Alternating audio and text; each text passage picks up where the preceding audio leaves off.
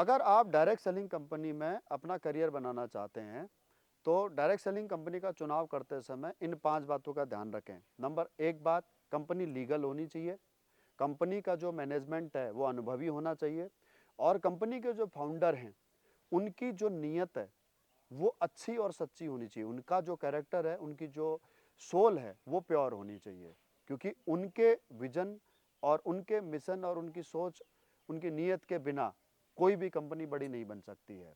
अगर कंपनी का फाउंडर जो बनाने वाला है, अगर वो अच्छी नीयत का है तो उसे बहुत बुलंदियों पर पहुंचा सकता है, और अगर खराब नीयत का है तो वो केवल, और अगर मनी माइंडेड है तो वो पैसा कमाएगा और लाखों लोगों का करियर बर्बाद कर देगा। तीसरी चीज, अनुभव की अगर बात करें तो कोई भी अगर नॉन प्रोफेशनल व्यक्ति जिसने डायरेक्ट सेलिंग कभी नहीं की है, अगर वो डायरेक्ट सेलिंग को कंपनी की शुरुआत करता है तो वो फेल हो जाएगा। या अगर किसी ने डायरेक्ट सेलिंग की भी है और वो अपने पुरानी पेरेंटल कंपनी में, वहां पर भी वो फेलियर था और वो भी डायरेक्ट सेलिंग कंपनी की शुरुआत करता है, तो वो भी फेल हो जाएगा।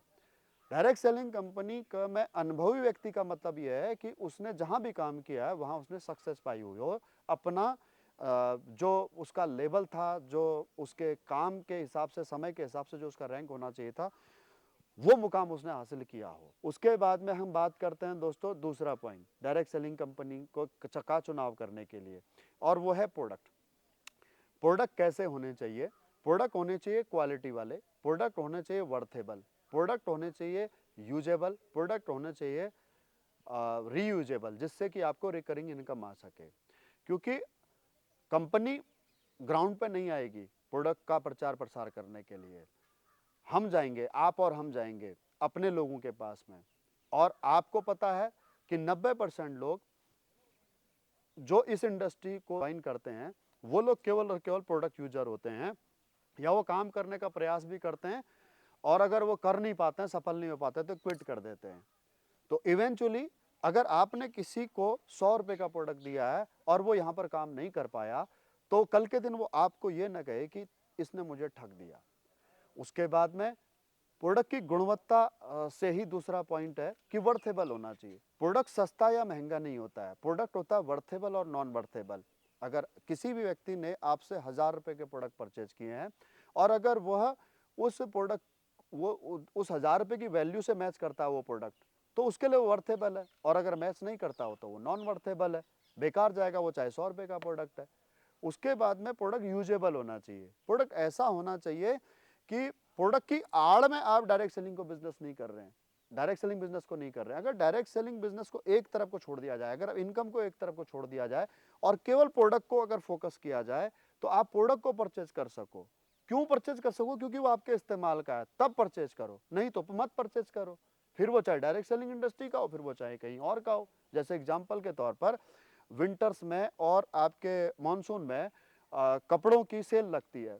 अगर आप सेल में, अब विंटर में सीजन एंड हो रहा है, उस समय पर अगर आप विंटर के कपड़े लेते हैं सेल में 50% ऑफ में, तो वो कपड़े आपके अगले साल काम आएंगे। तो 1 साल तक तो आपका पैसा चला गया ना, तो वो नॉन यूजेबल प्रोडक्ट है, तो आपके घर में पड़ा रहेगा वो, और पैसा आपका 10,000 की जगह 5,000 चला गया और आप खुश हो रहे हो कि 50% डिस्काउंट में आप ले आए हो।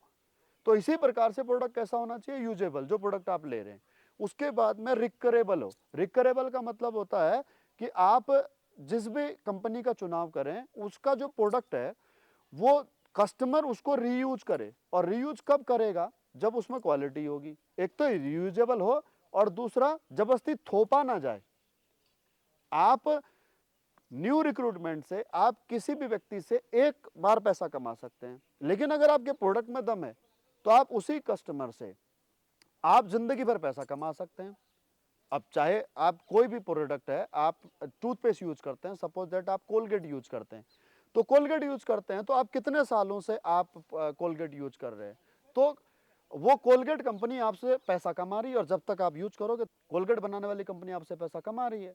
तो डायरेक्ट सेलिंग कंपनी में अगर आप करियर बनाना चाहते हैं तो लोगों को जोड़ने का काम जो कर रही है कंपनी, उस कंपनी को कभी चुनाव ना करें, बल्कि जो कंज्यूमर का नेटवर्क बना रही है, बना सकती है, जिस प्रोडक्ट के माध्यम से कंज्यूमर का नेटवर्क बन सकता है, ग्राहकों का नेटवर्क बन सकता है, उस कंपनी का चुनाव करें।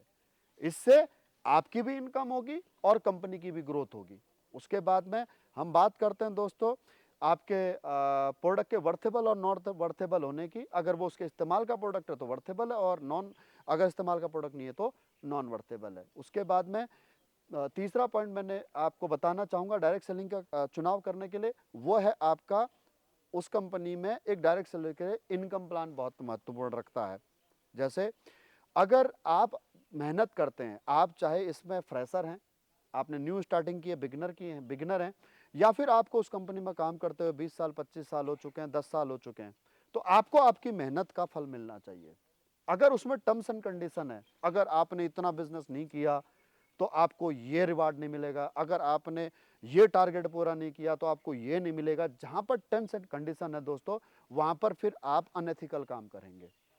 जैसे एग्जांपल के तौर पर ट्रेडिशनल जो मार्केटिंग कंपनियां होती है, वहां पर सैलरी तो एक सेल्समैन की बहुत कम होती है, लेकिन उसको कमीशन का लालच दिखा करके, टूर्स का लालच दिखा करके, रिवार्ड्स का लालच दिखा करके उससे अनएथिकल सेल्स प्रैक्टिस कराई जाती है।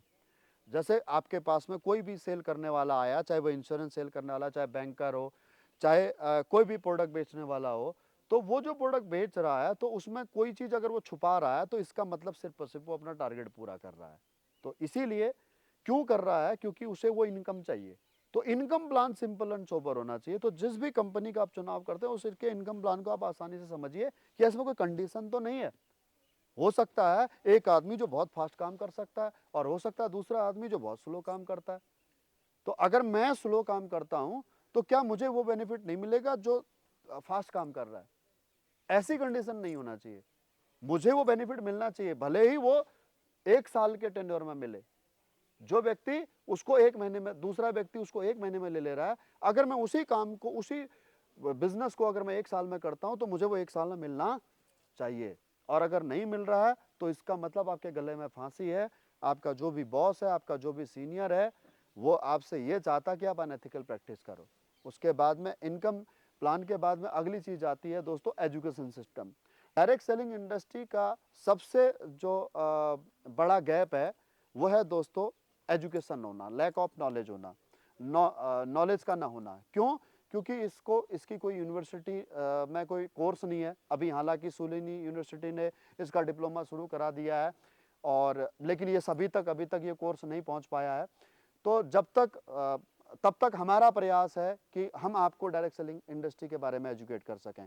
तो अगर किसी भी कंपनी का अगर एजुकेशन सिस्टम नहीं है तो वो कंपनी सर्वाइव, उस कंपनी में काम करने वाले लोग सर्वाइव कर ही नहीं सकते। मैं इतनी जानता हूं कि सीख करके अगर एक इंसान पायलट बन सकता है तो दूसरे इंसान को भी अगर सीखने का मौका मिले तो वो भी बन सकता है। तो एजुकेशन के दम पर आप हवाई जहाज भी उड़ा सकते हैं, और एजुकेशन न मिलने पर आपको साइकिल चलाना दूभर हो जाएगा, आप साइकिल से गिर जाओगे। राइट? तो उस कंपनी में एजुकेशन सिस्टम होना चाहिए, मोटिवेशन नहीं, एजुकेशन। यानी कि उस कंपनी के प्लान प्रेजेंटेशन के बारे में, इनकम कैसे डिस्ट्रीब्यूट होती है उसके बारे में, डायरेक्ट सेलिंग के बारे में, जो प्रोडक्ट आप प्रचार प्रसार करने वाले, मार्केटिंग करने वाले, उन प्रोडक्टों के आपको जानकारी होनी चाहिए। बिना जानकारी के आप, बिना एजुकेशन के आप कैसे काम कर पाओगे? उसके बाद में जो सबसे महत्वपूर्ण चीज है दोस्तों वो है RRR। RR का मतलब right time, right place with right person. सही इंसान के साथ में उस कंपनी में आपका एसोसिएट होना वो आपका भाग्य तय करेगा। अन्यथा हालत महाभारत में जैसी कौरवों की हुई थी वैसी हो जाएगी। फर्क सिर्फ क्या था? पांडवों के पास में बिल्कुल बेशक योद्धा कम थे, सेना कम थी, बेशक उनके पास में अस्त्र शस्त्र कम थे, लेकिन उसके बावजूद भी वो कौरवों को हरा पाए। क्यों हरा पाए? क्योंकि कौरवों को जो लीड कर रहा था बंदा वो गंदा गलत था, उसकी नीयत गलत थी। और वहीं पर जो पांडवों को जो लीड कर रहे थे भगवान श्री कृष्ण, उनकी नीयत अच्छी थी, धर्म की लड़ाई लड़ रहे थे, वो सच्चाई की लड़ाई लड़ रहे थे, जो अन्याय हुआ था उस अन्याय को न्याय दिलाने की लड़ाई लड़ रहे थे, इसीलिए वो पांडवों को जिता पाए। ऐसे बहुत सारे एग्जाम्पल्स हैं दोस्तों कि सही आदमी के साथ होना। तो अगर आप ये बातें ध्यान रखें, एक कंपनी एथिकल प्रैक्टिस कर रही है, लीगल प्रैक्टिस कर रही है, नहीं कर रही है, अगर बात करें उसके मैनेजमेंट की, अनुभव की, अगर बात करें उनके नीयत की, प्रोडक्ट क्वालिटी वाले होने चाहिए, उनका वर्थेबल नॉन वर्थेबल की अहमियत समझें, उसके बाद में वो यूजेबल हों और रिकरेबल आपको इनकम देने वाले प्रोडक्ट हों। उसके बाद में इनकम की बात करें तो बिना टर्म्स एंड कंडीशन के आपको आपकी मेहनत का फल मिल सके।